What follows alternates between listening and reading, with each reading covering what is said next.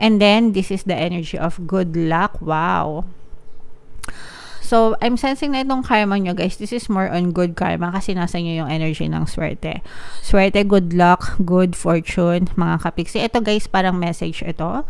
Mensahe ng swerte, no? Baka meron kayong marinig na mensahe na maaari magdala ng swerte sa inyo. Baka meron kayong makitang ticket ng loto na napulot nyo lang, ganyan. Tapos, winning number pala, ganyan. Malay nyo, di ba?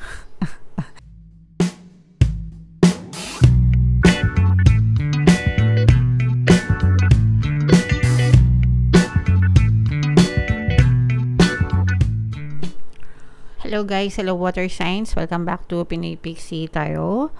Ang pamagat ng episode natin for tonight is weekly tarot para ngayong May 12 to 18 para sa Cancer, Pisces, Scorpio, regular general reading lang, regular tuloy. General reading lang guys. Pwede mag-resonate, pwedeng hindi. Combination ng positive and negative energy mga kapiksi.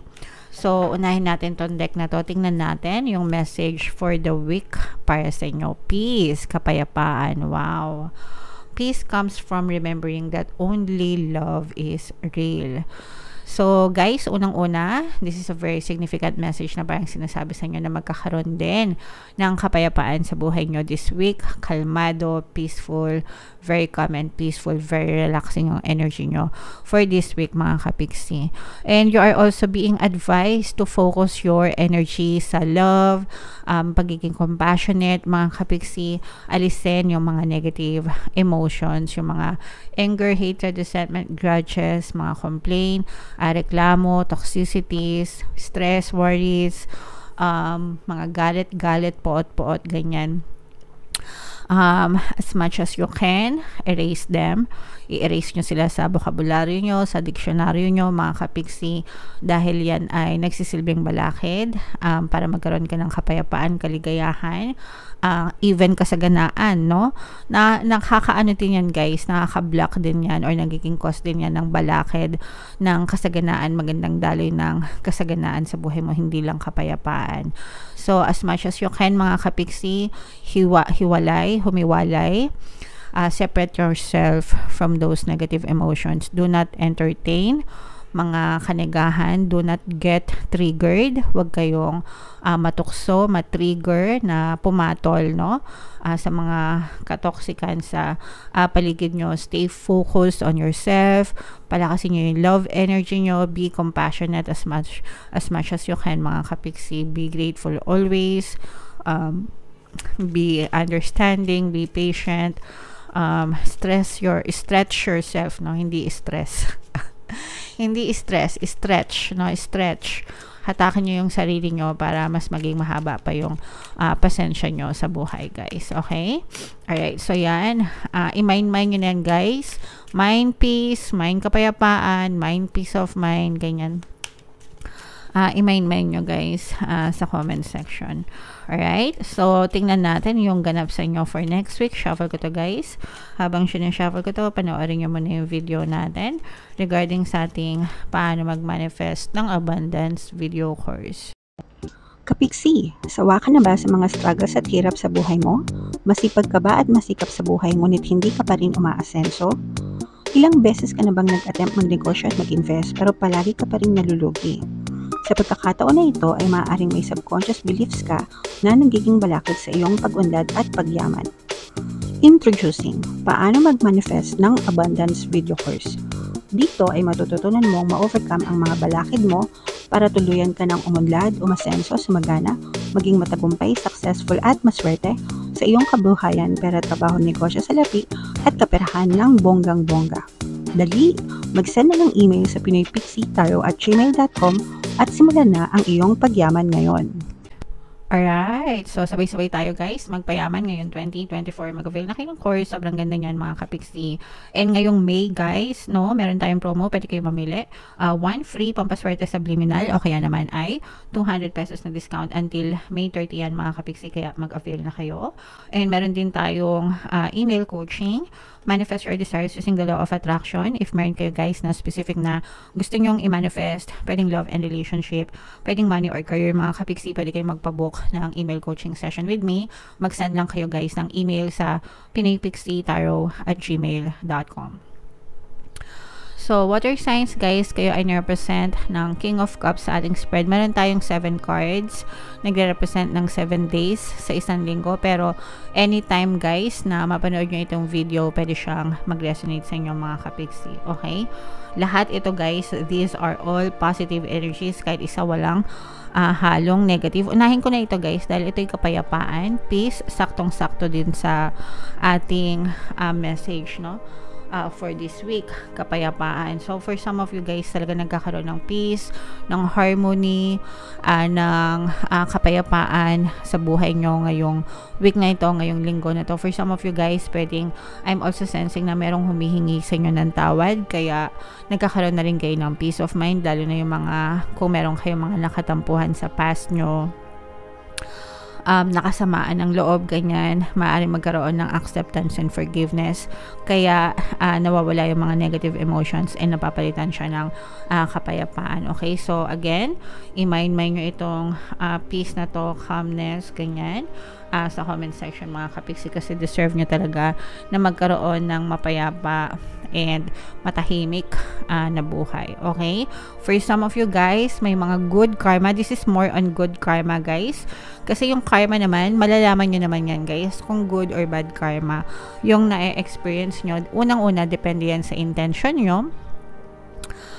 Syempre, good intention, good karma, bad intention, bad karma. Okay, so yun, and then yeah, so make sure guys na palagi kayo nagtatanim ng good intentions para palaging good karma din yung babalik sa inyo. For some of you naman, pwedeng may mga karmic debts kasi, kaya nagkakaroon ng bad karma. But ang sagot lang dun guys is una, accept forgiveness, mag-ask, mag-seek ng forgiveness, magdasal.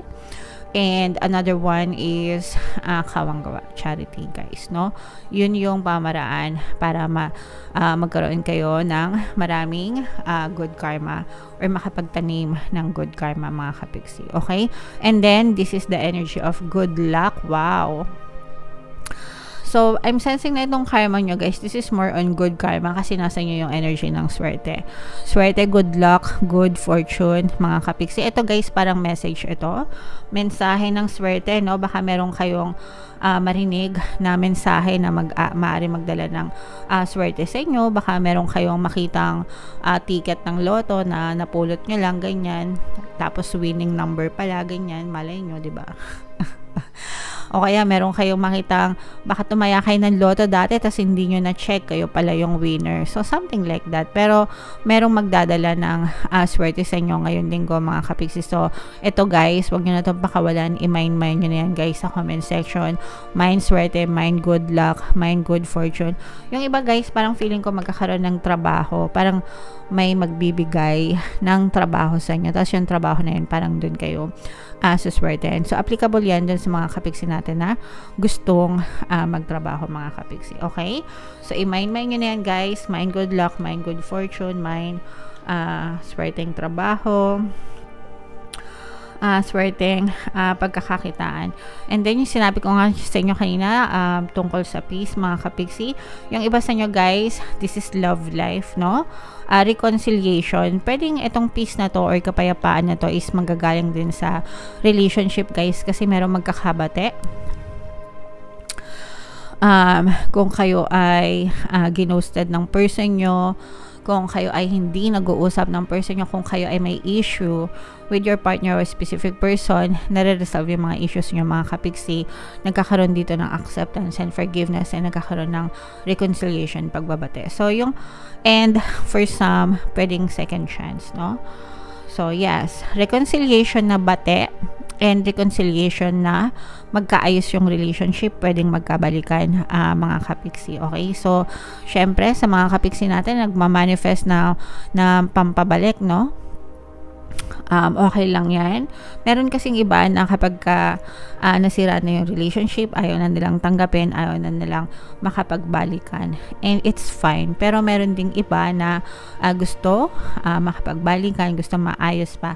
And okay lang din yun, no? Kanya-kanyang trip yan sa buhay. Syempre, kanya-kanya tayong preference, kanya-kanya tayo ng gusto. So, sa mga gustong magpabalik, or if you are hoping na magkabalikan kayo, this is a sign na maaari kayo magkabalikan ng inyong partner o specific person. Pwede nyo guys pakinggan yung mga relationship subliminals natin, no? Marami na tayong natulungan dyan. Libre yan lahat guys sa YouTube. Pampabalik, pampabalisa, pampamahal, ganyan.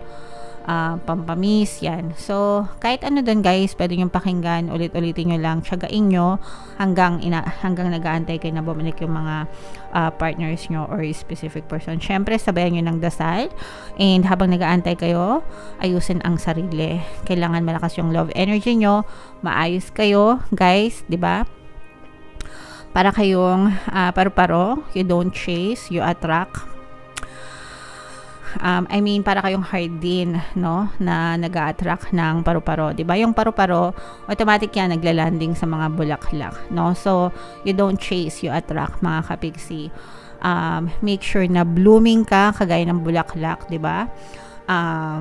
Ibig sabihin maganda yung tubo mo, maganda yung self-concept mo, confident ka, ganyan, and you feel secure, you feel whole and complete, and babalik at dadapo yung paru-paro sa inyo. Yung paru-paro, yun yung lover nyo, mga kapiksi.